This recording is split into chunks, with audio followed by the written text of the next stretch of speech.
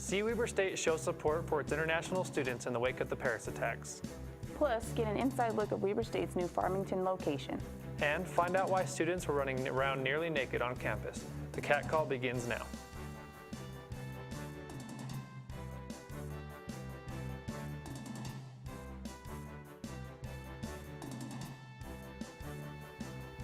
Welcome to the Cat Call. I'm Christina Huerta. And I'm Nick Garrett. The recent attacks in Paris and surrounding countries have had the entire world on edge. Reporter Emily Ferguson found out how Weber is offering support to students. The American flag flies at half-staff at Weber State University in honor of those lives lost and those affected in the terrorist attacks in Paris on Friday, November 13th. Right now we don't have any students from France. We have one from Belgium. We do have a student coming in spring from France. I do like having that connection, and I feel like there's been a lot of response from the world on the Paris attack, and I think that's great. And the more we can fight back against that hatred, the better. Janae would like students to remember to engage other students in this time of sorrow, and to remember that this attack is a small group of people, not an entire nation or religion. I hope there's no backlash. I haven't really seen anything, but we did have International Education Week this week, and we had a table for the Saudi Arabian students because they are our biggest population of international students here. But I think if you want to travel, do it. I think, we're safe here, we're safe in most of the places, but I think fear is what will make things worse. For the Cat Call, I'm Emily Ferguson. Although the French Red Cross has announced they already have hundreds of volunteers and are no longer accepting donations, if you'd like to help, you can donate to the International Federation of Red Cross and Red Crescent Societies to help those in need around the world. A few days after the terrorist attacks in Paris, it appears that ISIS has released 2 new videos threatening America. The most recent propaganda released by ISIS has raised concern for those in New York. The video shows a terrorist making a homemade bomb and then strapping it to himself. Later, he is seen entering Times Square and triggering the bomb. However, the footage of Times Square in the video is reported to be several years old, and the mayor of New York, Bill de Blasio, has done his best to reassure the public. It's important to note that there is no credible and specific threat against New York City. NYPD has been working very, very closely with the FBI and our other federal partners, and I again repeat, there is no specific and credible threat against New York City.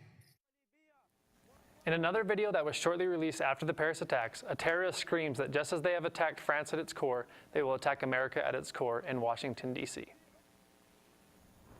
Earlier this week, Weber celebrated international students with International Education Week. It gave students from around the world a chance to show off aspects of their culture. There were several events throughout the week, 2 of them being a fashion show and a day where booths were set up in the Shepherd Union atrium. Several different countries were represented, giving students a chance to learn about what makes them unique. According to International Student Advisor Alex Mueller, there are about 400 international students at Weber. Learning about these fellow students can be a fun part of college life. Well, it enriches your college experience. You'll probably never be around people from this many foreign countries in one small place ever again in your life. And it's another part of using your college education as fully as you can. Mueller said it can be a challenge to recruit students for the event, but using campus resources, they find people to participate. For the Cat Call, I'm Emily Atkinson. International Student Week will wrap up the week with a dance party in the Union Building atrium. As many students already know, Weber State is expanding to make it easier for Wildcat to attend their classes. Tuesday night was the open house at the Farmington campus, and I stopped by for a quick tour. At Station Park in Farmington, Weber State is opening a new campus starting spring semester, making it more convenient for students. On the 3rd floor above Old Navy, there is 10,000 square feet of learning space where students will attend new classrooms filled with state-of-the-art accommodations and be able to enjoy a beautiful view of Station Park Shopping Center. Our goal for this next semester, which is when we really open, is to have our master's classes, and then we'll have a number of community ed classes here, and we'll have a lot of general education classes here. Our goal then is to also bring education, bring Weber State to the people.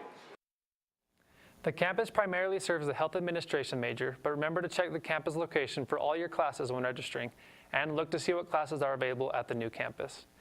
It really is a beautiful location, so next time you're shopping there, remember to stop in and check it out. College basketball is ramping up for teams all around the country. The Lady Wildcats have gotten off to a great start and are looking to add more wins to their record.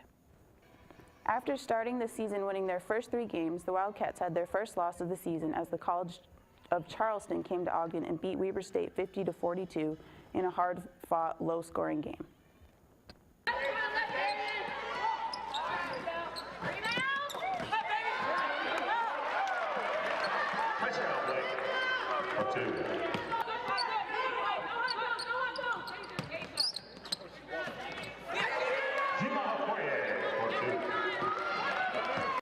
The team will be hitting the road for their next 4 games, with the first being in California against Cal State Fullerton.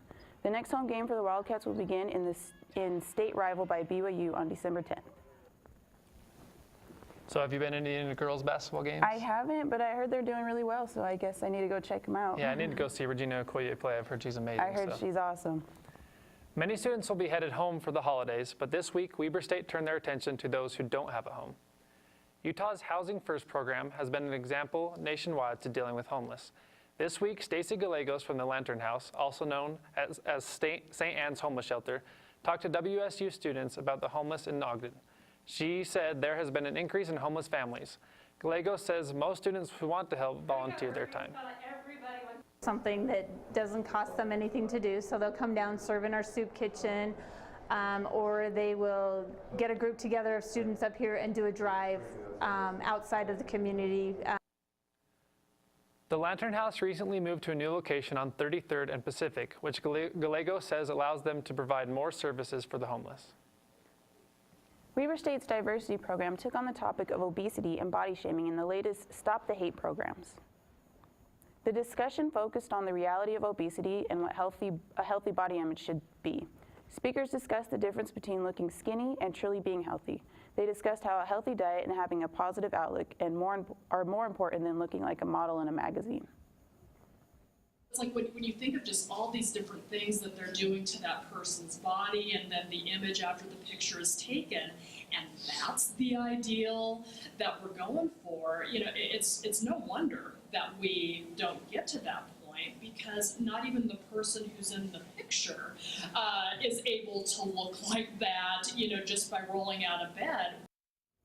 The panel discussed ways of reducing stigmas associated with obesity and eating disorders. The discussion was part of the diversity program Stop the Hate program, which aims to increase inclusiveness on campus. Weber State hosted its 6th annual Nearly Naked Mile with over 50 people stripping down for a good cause. Despite the snow-covered mountains and brisk autumn air, students lined up with donations in hand to participate in this year's Nearly Naked Mile. Admission for the race were food and clothing donations benefiting the Weber Cares Food Pantry and Ogden's Lantern House Homeless Shelter.